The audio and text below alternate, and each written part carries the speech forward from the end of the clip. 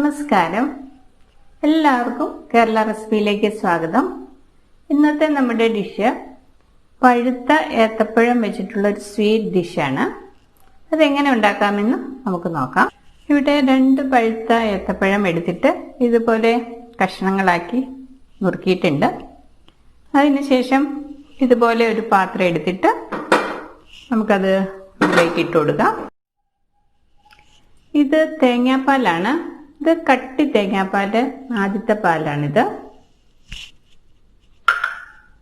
ഇത് രണ്ടാമത്തെ പാലാണ്. ഒരു മുറി തേങ്ങയുടെ പാലാണിത്.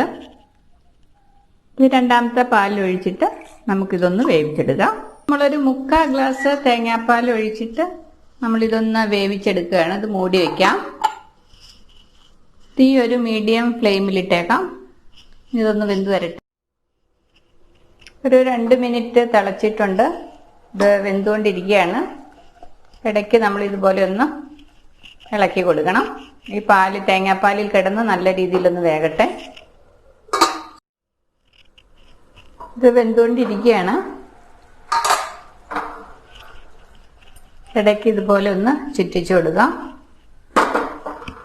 അതല്ലാന്നുണ്ടെങ്കിൽ ചെറിയ സ്പൂൺ എടുത്തിട്ട് നമുക്ക് ഓരോന്നും ഇങ്ങനെ മറിച്ചിട്ട് കൊടുക്കാം, ഉടയാത്ത രീതിയിൽ. ഏകദേശം ഒരു 10-15 മിനിറ്റ് ആയിട്ടുണ്ട്. പഴം നന്നായിട്ട് വെന്തിട്ടുണ്ട്. നമ്മൾ ഒഴിച്ച 3/4 ഗ്ലാസ് രണ്ടാം പാലും വറ്റിയിട്ടുണ്ട്. ഇനി ഇതിലേക്ക്, ഇത് ശർക്കര പാനിയാണ്. മധുരത്തിന് ആവശ്യമായ പാനി ഒഴിച്ചു കൊടുക്കാം. അത് അവരവരുടെ ഇഷ്ടം. മധുരം കൂടുതൽ വേണമെന്നുണ്ടെങ്കിൽ കൂടുതൽ ഒഴിച്ചു കൊടുക്കാം, കുറച്ച് മതിയെങ്കിൽ കുറച്ച്, അവരവരുടെ ഇഷ്ടം അനുസരിച്ച് ഒഴിച്ചു കൊടുക്കാം.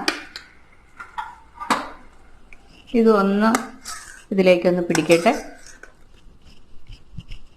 ഒന്ന് തിളക്കട്ടെ. 2 സ്പൂൺ ശർക്കര പാനി ഒഴിച്ചു, അതും തിളച്ചിട്ടുണ്ട്. ഇതിലേക്ക് കുറച്ച് ഏലക്ക പൗഡറാണ്, ഏലക്ക പൊടിച്ചതാണ്. ഇനി നമുക്ക് എടുത്തു വെച്ചിരിക്കുന്ന കട്ടി തേങ്ങാപ്പാലുണ്ടല്ലോ,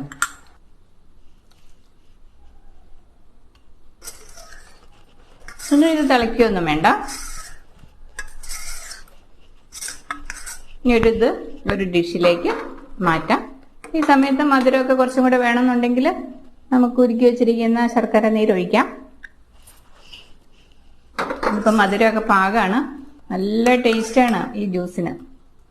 തേങ്ങാപ്പാലും ശർക്കരയും പഴവും കൂടെ ചേർന്ന നല്ല ടേസ്റ്റ് അറിയാലോ. പിന്നെ ഏലക്കായുടെ സ്വാദും.